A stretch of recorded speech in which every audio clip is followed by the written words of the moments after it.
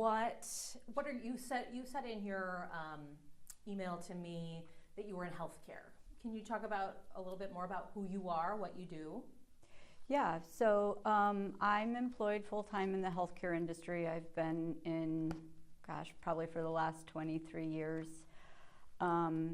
Was a bedside nurse for a long time, and then moved into more of an administrative role. So really helped me hone in some of my leadership skills. And why are you running for school board?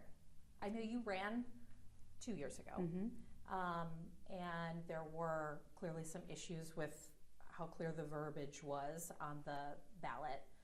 But you're running again, and it is not easy to run for school board. It is difficult, and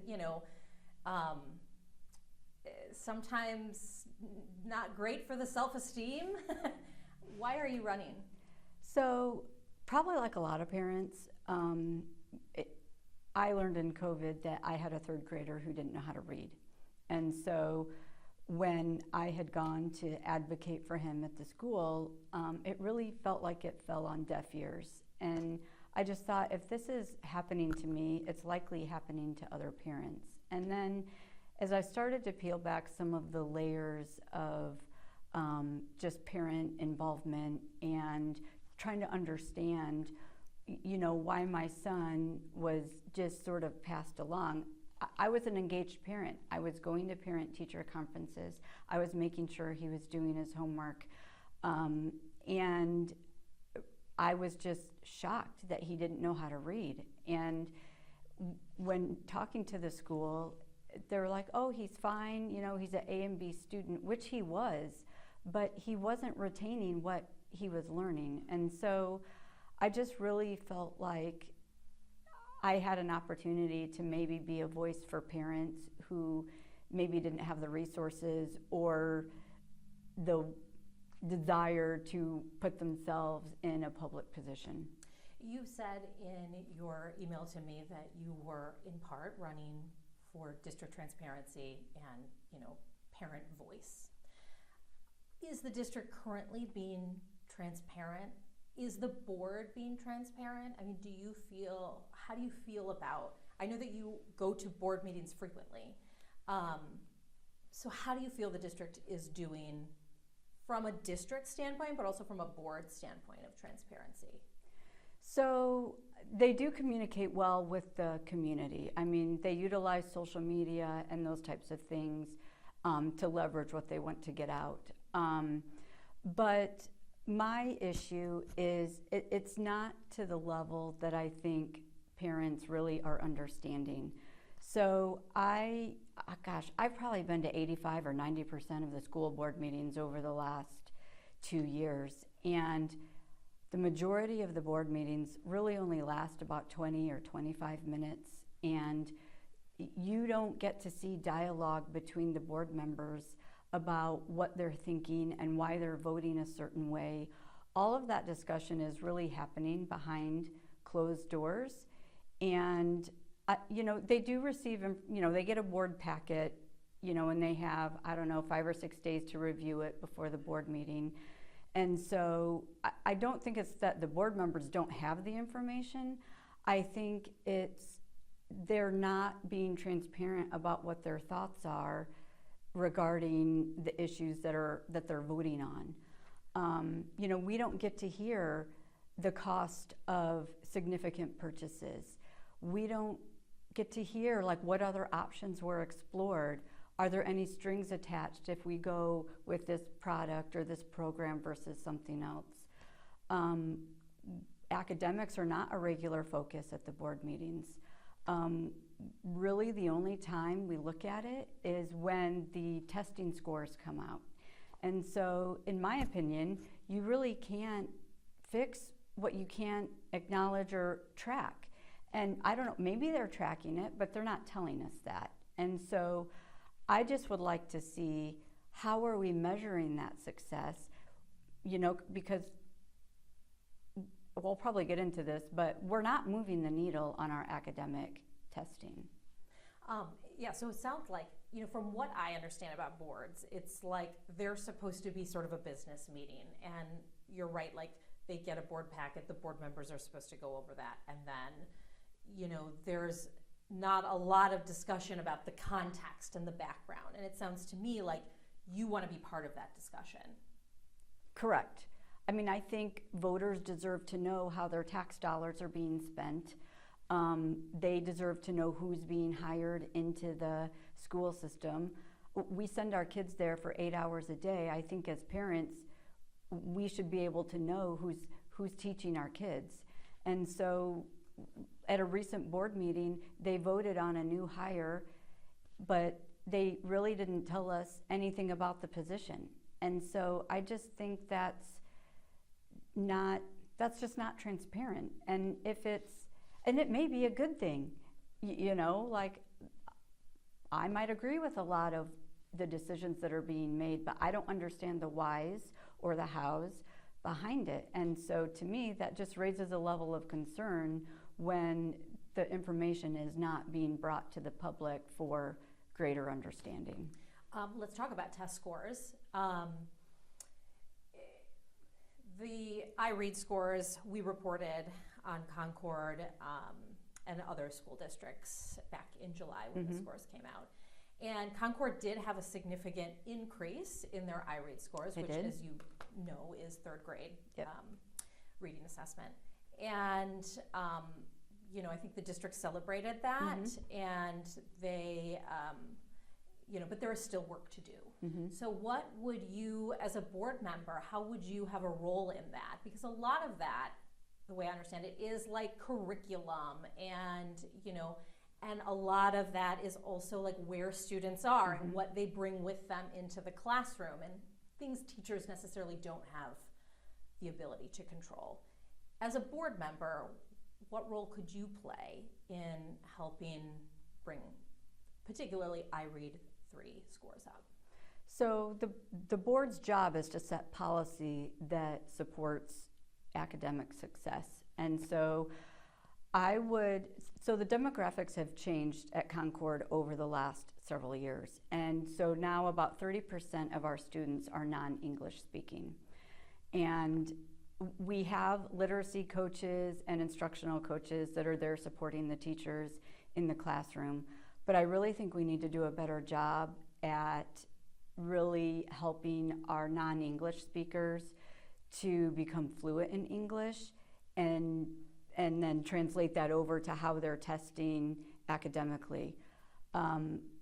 One thing I can think of is creating some sort of transitional classroom where the students are together and they have a dedicated teacher and they have, and I don't really know logistically how this would work, but they could be supported in a space where they feel comfortable learning English while also learning the academic components that they need to be able to test well.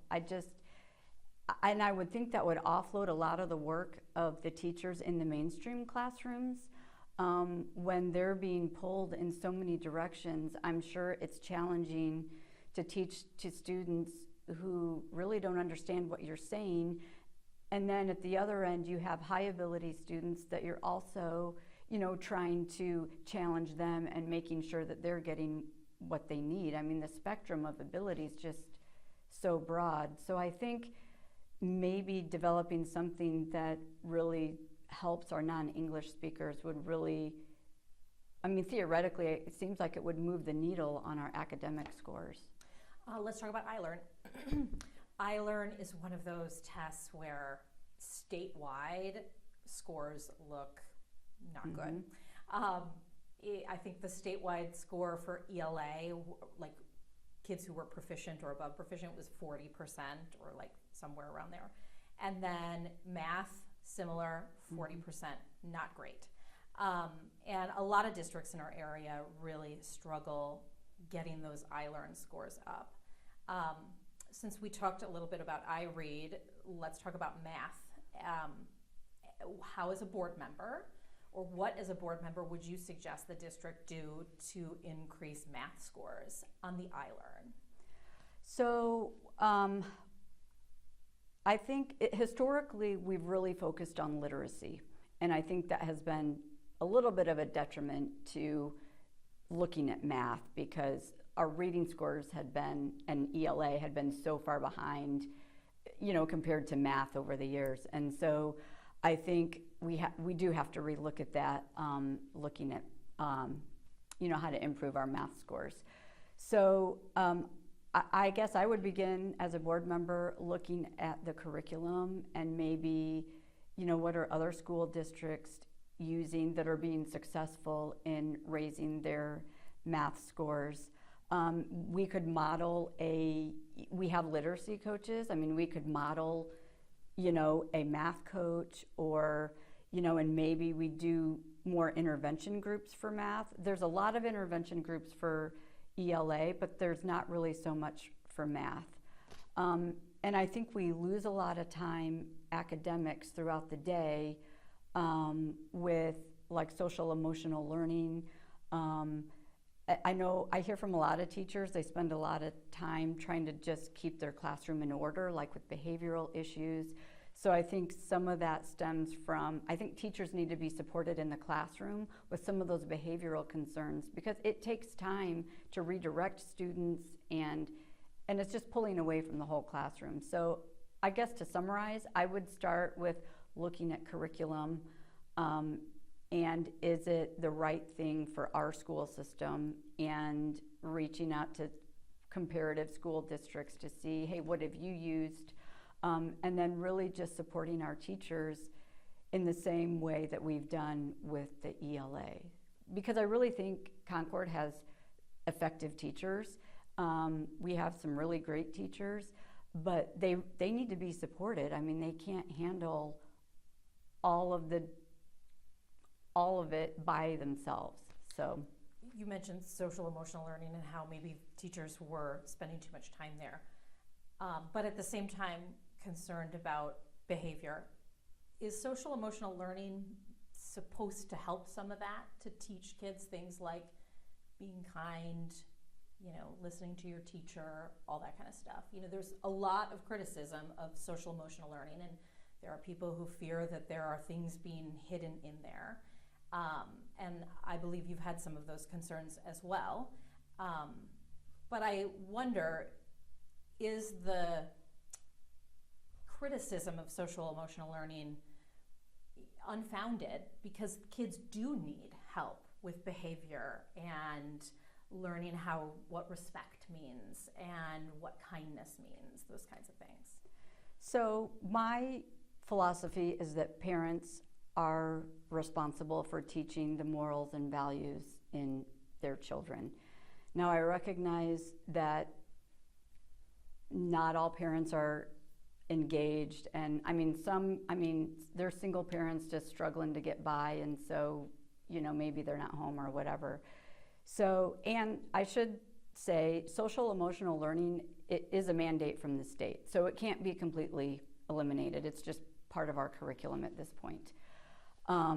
But I do think we can be selective about the social emotional learning because, I think teaching kids respect and those types of things also comes from handling the behavioral issues, removing the students from those situations, sending them home, or those types of things. I don't think that it's the school's primary job to treat that or to teach that, but they do have a role in managing it and setting expectations of behavior within the classroom. I want to also talk about some of the criticism of you as a candidate Mm-hmm. that you've received from some of the people running against you.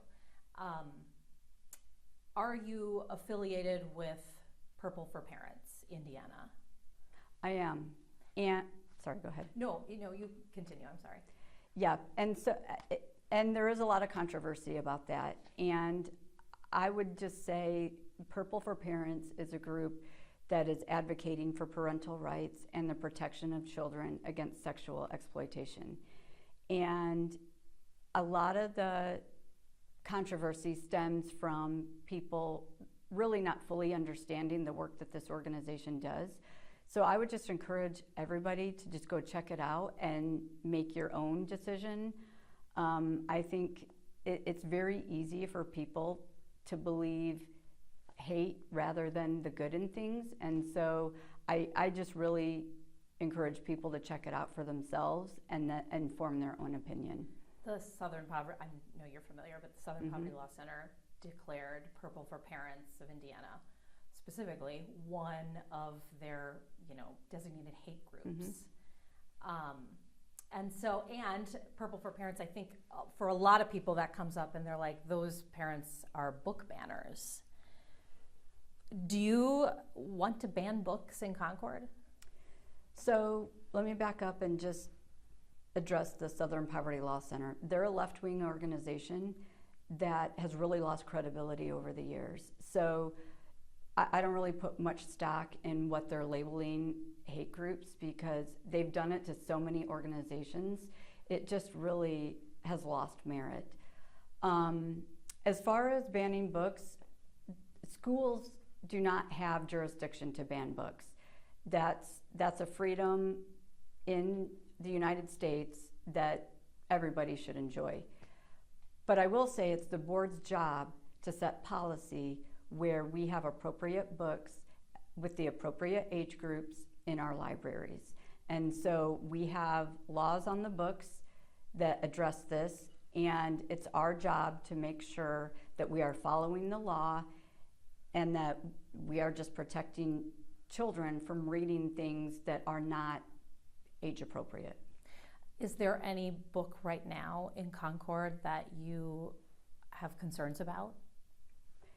Yes, I have submitted a couple of books for review, and at this point they're still in the library, but they do have a level of you have to have parent permission to check out those books. So I think it's a step in the right direction, but personally, I don't think our tax dollars should be spent on those kind of books. If parents want to be able to provide those books for their kids, they're still able to get that outside of the school. I mean, they're fairly old books, so they're fairly cheap on Amazon if that's what parents really want their kids reading. So right now those books are in the library, but there's an age limit? Or like not really an age limit.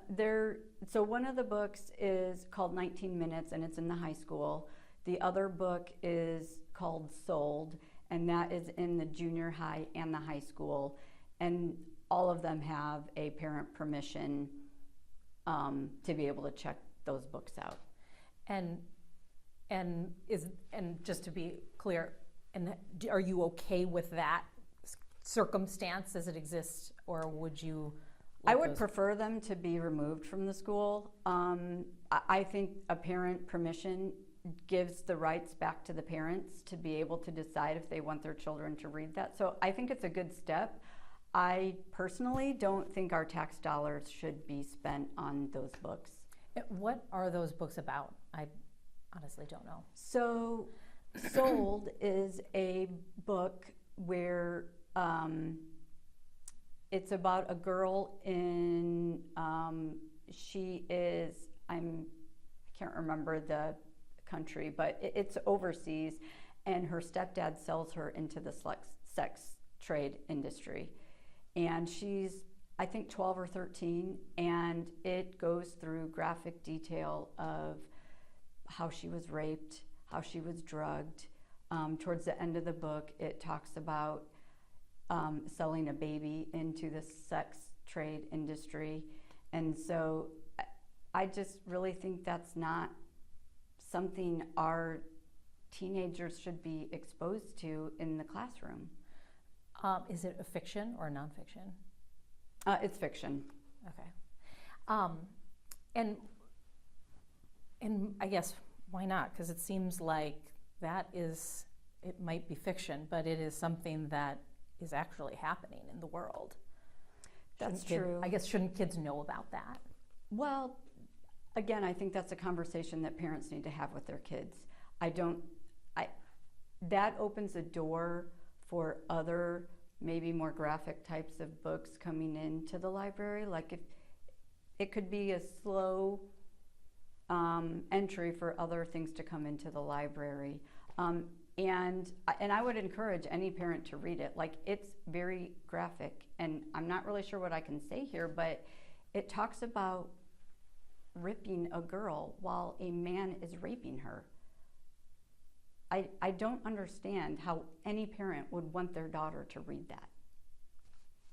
And thank you for sharing. I might not put that piece on. I understand. Yeah. I was just quickly Googling Purple for Parents Indiana, and actually, let me pull up my phone so I can make sure. And I think it said that it informs, advocates, and engages Hoosiers to protect children from harmful agendas saturating the education system. And I think it's that word agendas that kind of raised a flag for me. Like, what agenda do you think, as someone affiliated with Purple for Parents, is being pushed in public schools, in Concord in particular? So I think there is an agenda to lower the guard of kids.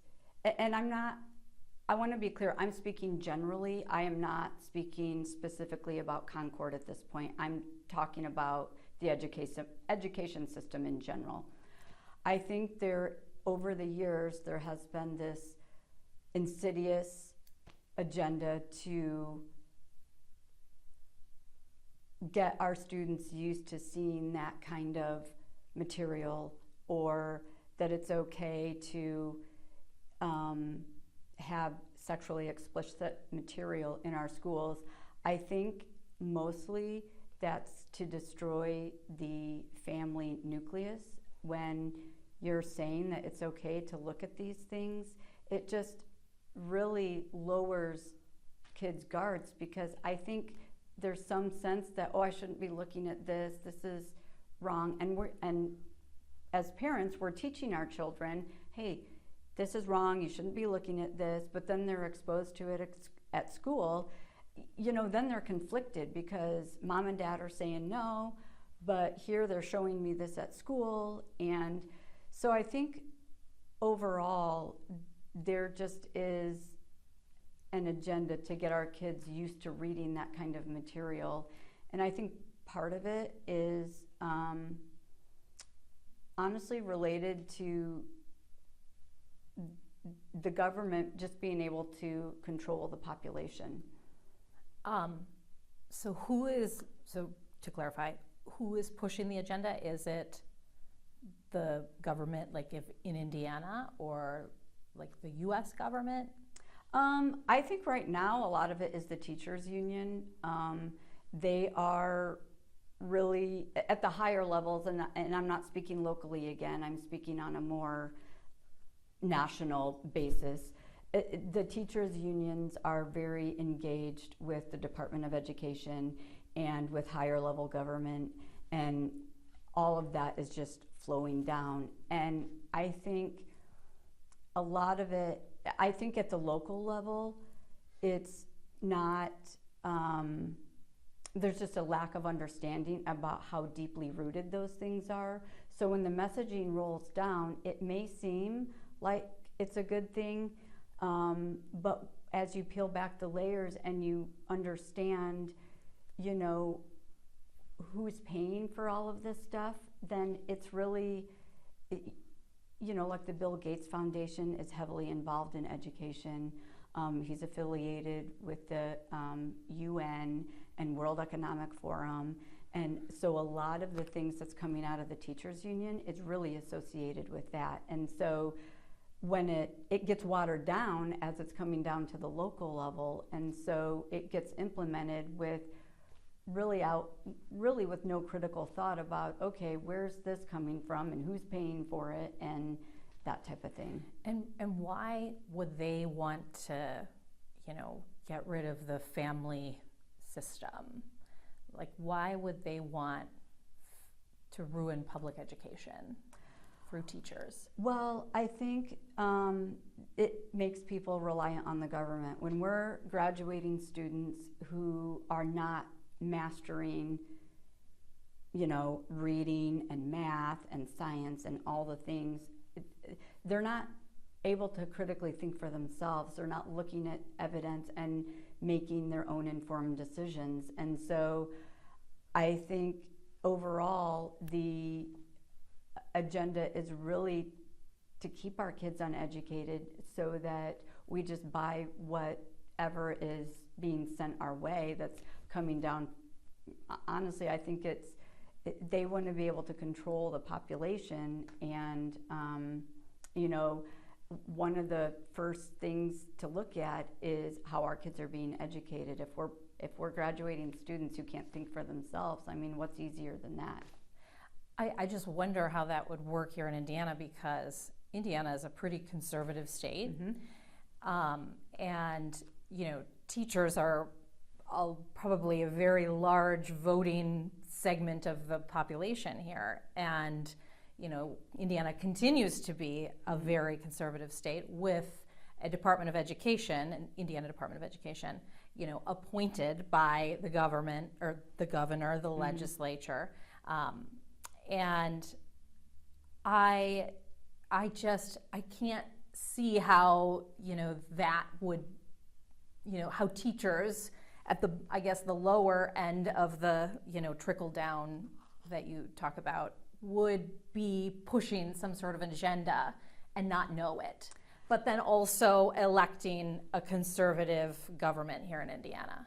Yeah, well, I mean, I think that goes to show you how effective the messaging has been, that all the things that they're doing are a good thing. Because I want to be clear, I think teachers are very well intended. I don't think anyone is really pushing this intentionally, because I think the teachers' unions really message it very well, that it's in the best interests of kids. But I mean, back to our academic scores, I mean, you can see the trajectory back in 2014, just the decline of our academics. I mean, if you track it out, like, it's very clear that we've lost our focus on providing our kids with an exceptional academic experience.